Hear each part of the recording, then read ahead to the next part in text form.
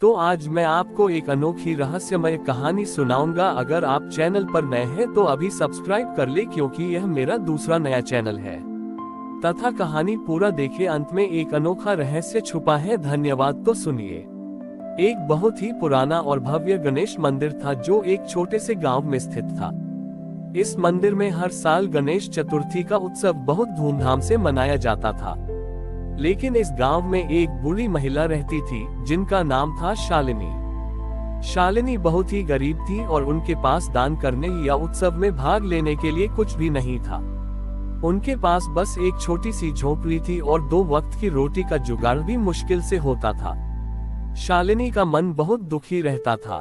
वह देखती थी कि कैसे गांव के अमीर लोग सोने, चांदी और कीमती वस्तुओं से भगवान गणेश की पूजा करते थे और उसके पास केवल सच्ची श्रद्धा थी जिसे वह किसी को दिखा नहीं सकती थी। एक दिन वह मंदिर के बाहर बैठी हुई थी और रो रही थी।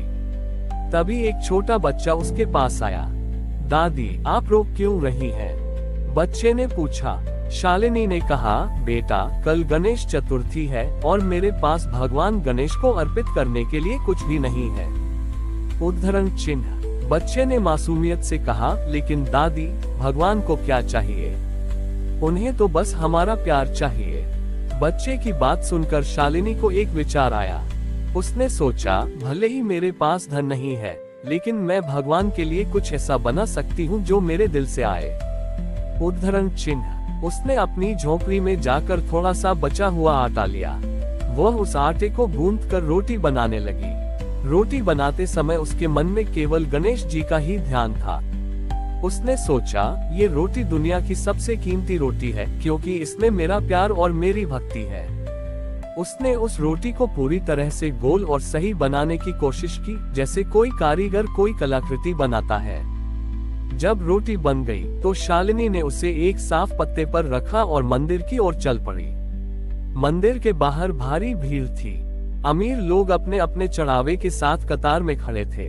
शालिनी को वहां देखकर कुछ लोगों ने उसका मजाक उड़ाया। देखो, एक बूढ़ी महिला एक साधारण सी रोटी लेकर आई है, एक व्यक्ति ने कहा। शालिनी ने उन लोगों की बातों पर ध्यान नहीं दिया और वह सीधे मंदिर के अंदर चली गई। पुजारी ने उसे देखा और पूछा, माते, आप क्या लेकर आई हैं? शालिनी ने कांपते हाथों से वह रोटी पुजारी को दी और कहा, पुजारी जी, मेरे पास केवल यही है। इसमें मेरा सारा प्यार और भक्ति है। पुजारी ने मुस्कुराते हुए रोटी ली और उसे गणेश जी की मूर्ति के पास रख दिया। उसी समय एक आश्चर्यजनक घटना घटी। गणेश जी की सूंड उस रोटी की ओर मुड़ने लगी। मंदिर में मौजूद सभी लोग हैरान रह गए। उन्होंने देखा कि गणेश जी की मूर्ति ने उस रोटी को अपनी सूंड से उठाकर खा लिया। ये देखकर सभी लोग अवाक रह गए। मंदिर के मुख्य पुजारी ने हाथ जोड़कर कहा, आज हम सबके चढ़ावे व्यर्थ गए। भगवान ने केवल उस गरीब महिला की सच्ची भक्ति को स्वीकार किया है। गांव के अमीर लोगों को अपनी गलती का एहसास हुआ। वे शालिनी के पैरों में गिर गए और उनसे माफी मांगी।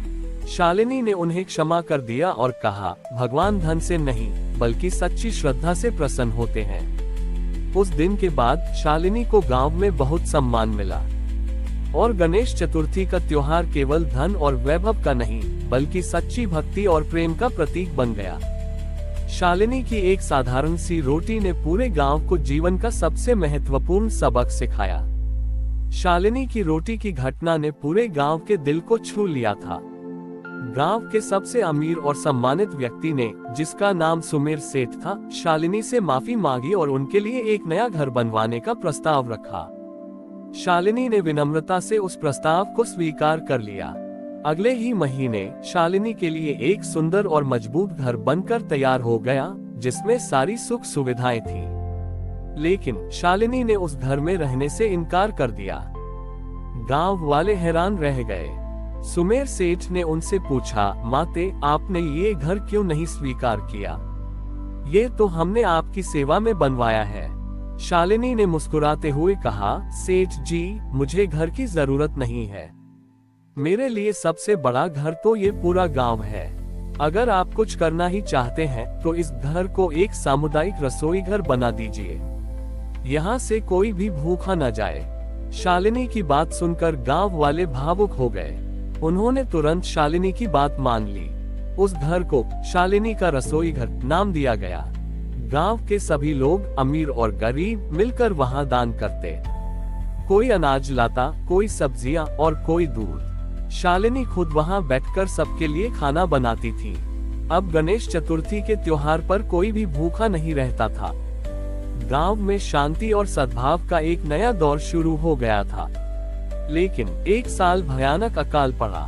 नदियां सूख गईं, खेत बंजर हो गए और गांव के लोग भूखमरी के कगार पर पहुंच गए। शालिनी का रसोई घर भी खाली हो गया। लोगों के पास दान करने के लिए कुछ भी नहीं बचा था।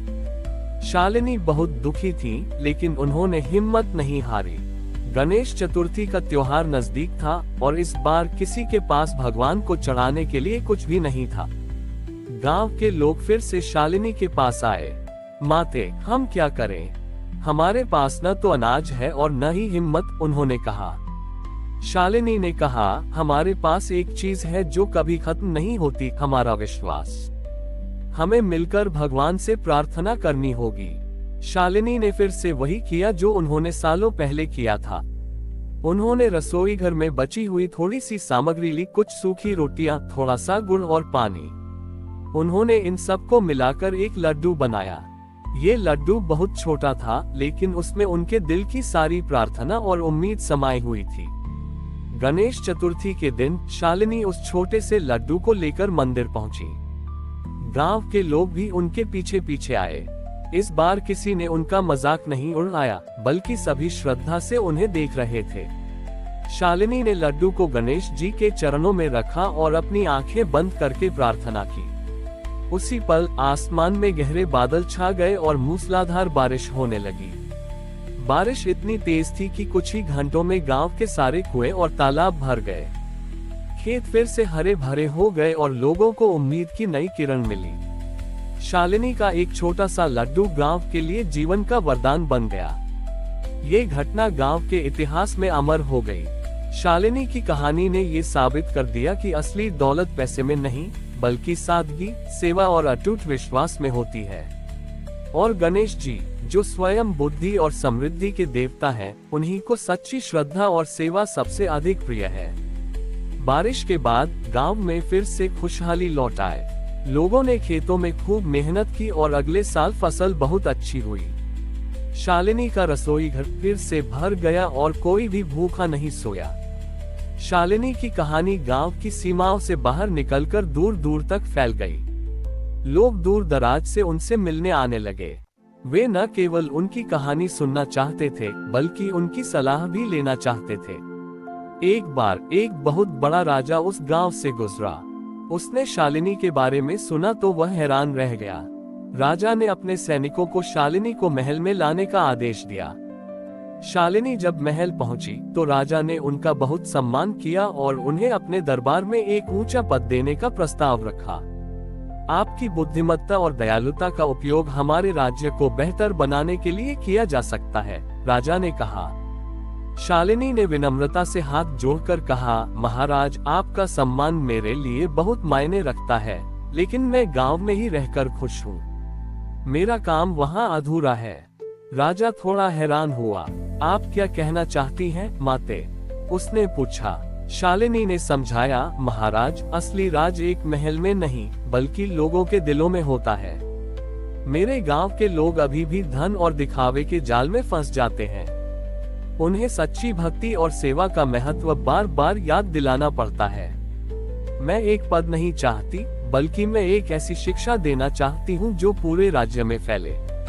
शालिनी की बात राजा को बहुत अच्छी लगी। उसने उनसे पूछा, तो आप क्या करना चाहती हैं? शालिनी ने कहा, महाराज, मेरे गांव की तरह आपके राज्य में भी कई लोग ऐसे हैं जो धन की कमी के कारण त्योहारों से दूर रहते हैं।